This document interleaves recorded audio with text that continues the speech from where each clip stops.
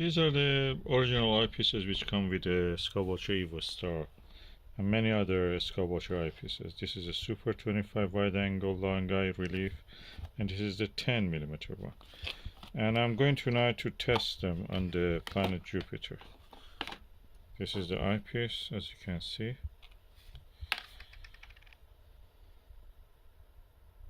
Quite lightweight, which can be a positive point in a way. And this is the 10mm long eye relief, Super 10 long eye relief. So I'm going to test them. They have a few, they're not Kellner, they're not Plusle, there's something special to the Skywatcher. So, and they have a few less lens elements, optical elements. So I expect they be different to whatever eyepiece that I have tried, which may have more than 4 or 5 lens elements. Let's go and test them under the stars. I'm using the Skywatcher Evostar 9T, and this is the stock eyepiece that comes free with this telescope, and that is the Super 25 wide angle long eye relief eyepiece.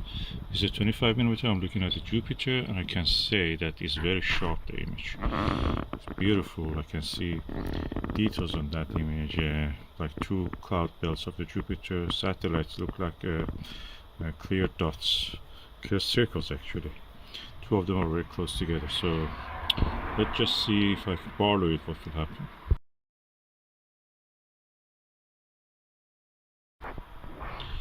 You can see the image is very crisp and sharp. I have not used the Barlow yet, but I can want to say, because there is not many elements, lens element, glass elements in this.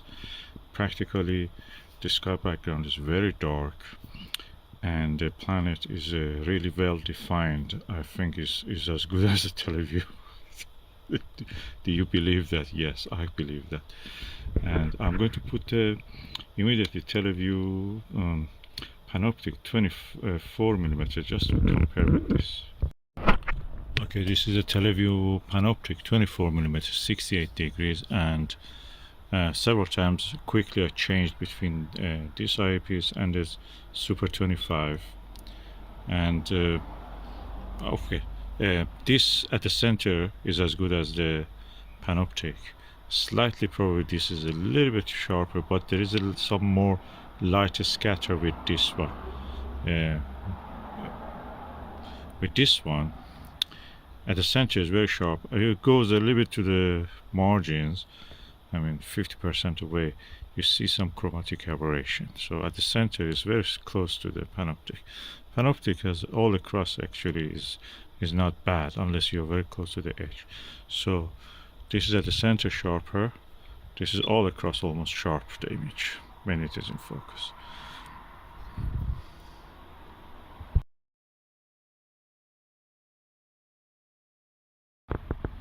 Another thing which may affect the amount of the details we see in the Panoptic is that this is 24, this is 25, so millimeter focal length. So practically with this one you have a slightly larger image, you notice it actually, and that may contribute a little bit to the better clarity. But light control in this one is excellent. The sky background is black, better than this, I can say. This one, the velvety background in this one is better than this one. And the light control, light scatter at the center, better than this Panoptic.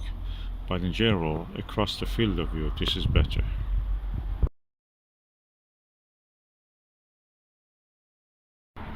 So I'm now using the Barlow, which is supplied with this 2x Barlow with a 25mm, so practically it is equal to 12.5mm eyepiece. And at the center the image is very sharp, chromatic aberration free. When it goes out of the center, I mean 50% or 40% out of the center, it gets chromatic aberration. Near the edge is very colorful image, so it's not good. But at the center, very sharp, very good.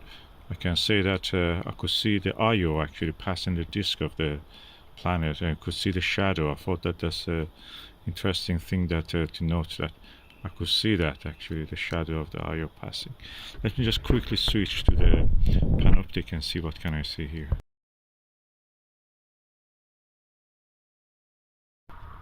Okay, I'm using the stock Barlow 2 times that came with the Evostar 9T, and I'm using Panoptic 24mm.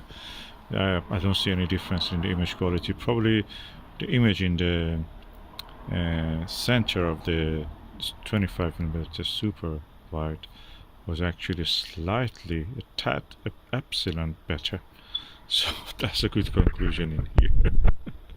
So, but that is at the center, both of them at the center of the field of view. Really good, comparable, nice view, and both of them look as if they're chromatic aberration free at the center.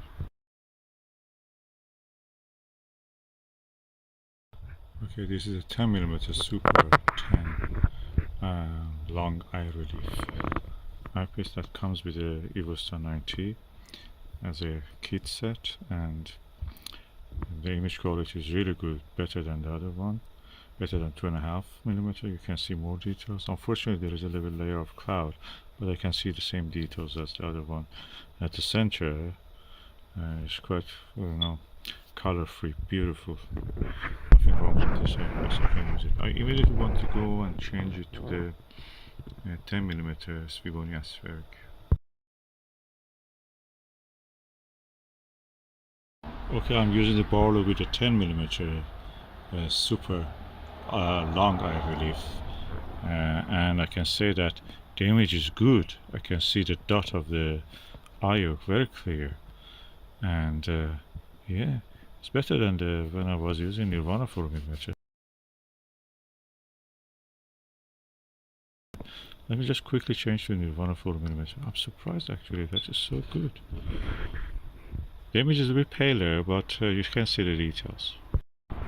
Oh, the image is not actually bad, not much different from the 5mm Barlow, 10mm Barlow 2 times and becoming 5. So that for Mozilla is slightly smaller, a little bit more clear I felt, but this one is also good actually. I can see that, judging by what I can see, I have a detail now other than cloud tops, and that is the dot of the Io, the shadow of the Io, and I can say that this is also good on that. It's one of the rare occasions I can say that this is good on this telescope, this Nirvana 4mm. Which one I prefer? Let me just go back to the Barlow, the 10mm. Okay, now I'm quickly back to the 10mm Barlow 2 times, equal to 5mm. The image is slightly again smaller. Which one? I can say this is very similar to the Nirvana. Nirvana is slightly bigger. I can say that Nirvana is slightly sharper probably, and Nirvana across the field of view is chromatic aberration free. This one, away from the center, you have chromatic aberration. This train of the eyepiece and the Barlow create that chromatic aberration. So probably better Barlow will do better than this. I will change this Barlow now.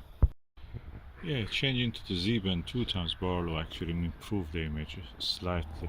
Less chromatic aberration. Sharpness is the same, so I cannot say about that, but less chromatic aberration. This Barlow is better than the supplied Barlow in that sense, but the details you can see remains the same.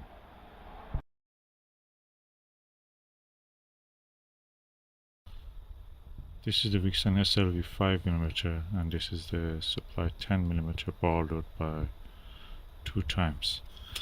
So both are equally practically 5mm. I cannot see any difference between this and this. That's surprisingly. This is one of the sharpest eyepieces that I've ever seen. I have some of my best views of the Saturn with this eyepiece, and I've read a lot of reviews.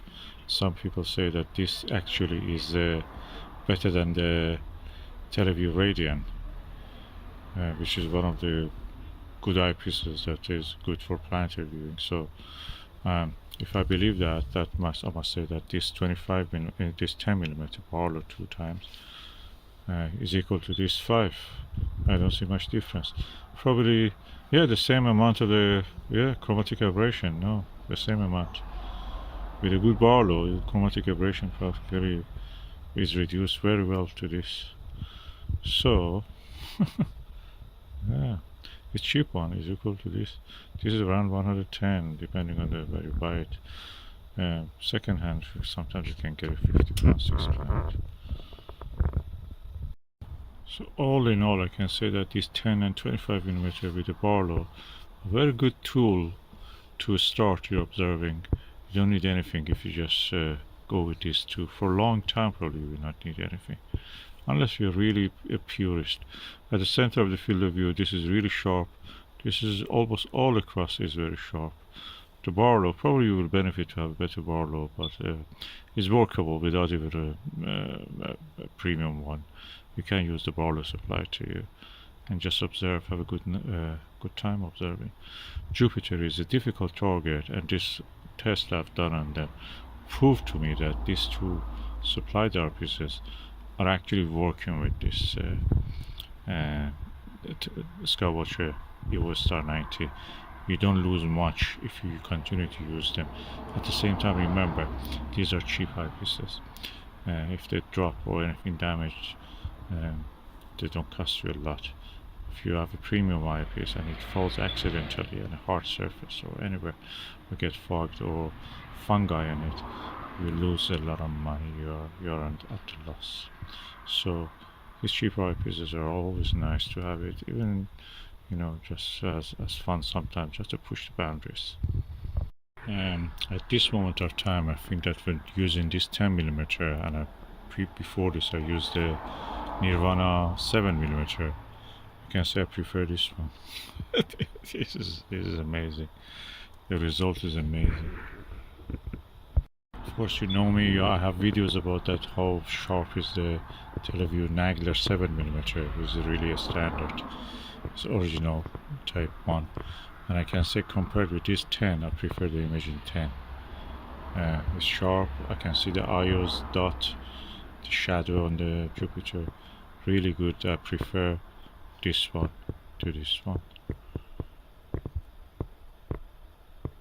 As you can see here, I'm really gobsmacked. I'm saying this, I cannot believe I'm saying this. I prefer the image in this to this. Let me go for a Starguider 8mm, I prefer that one actually.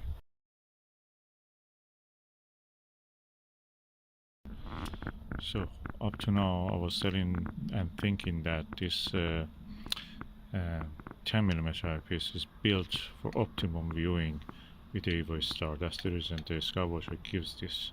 But now I think that ED8mm also, Starguider ED8mm, is also provides the optimum optical view for this. So I will not go anything lower than the 8 or 7 with this Evostar.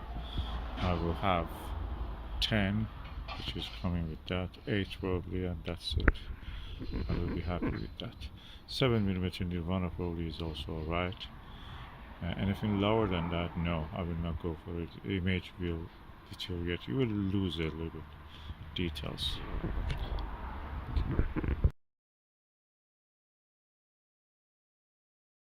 What is amazing with the Starguider ED8mm is the light control, light scatter control. You don't see stray light, you see black velvet sky background, no halo around a bright object like Jupiter, nothing like that.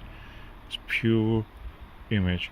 With other things you may see actually that halo. I even saw it with the Panoptic 24mm, slight light scatter.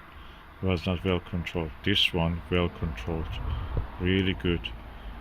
As good as the 10mm. 10mm is really good. 10mm super wide angle, super, which comes with this. These two are match made in this heavens, probably you should say. Okay, I'm using Takashi LE 7.5mm. Beautiful pure image.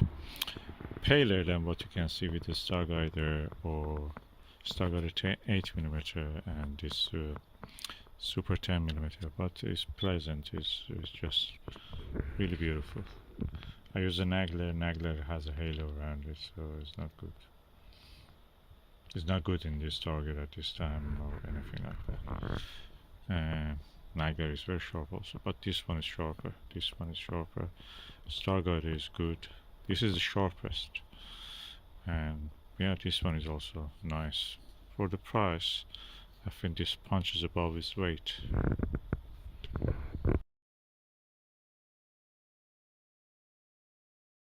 Yeah, I don't like to tell this, but this Super 10 is practically like a Takahashi 10.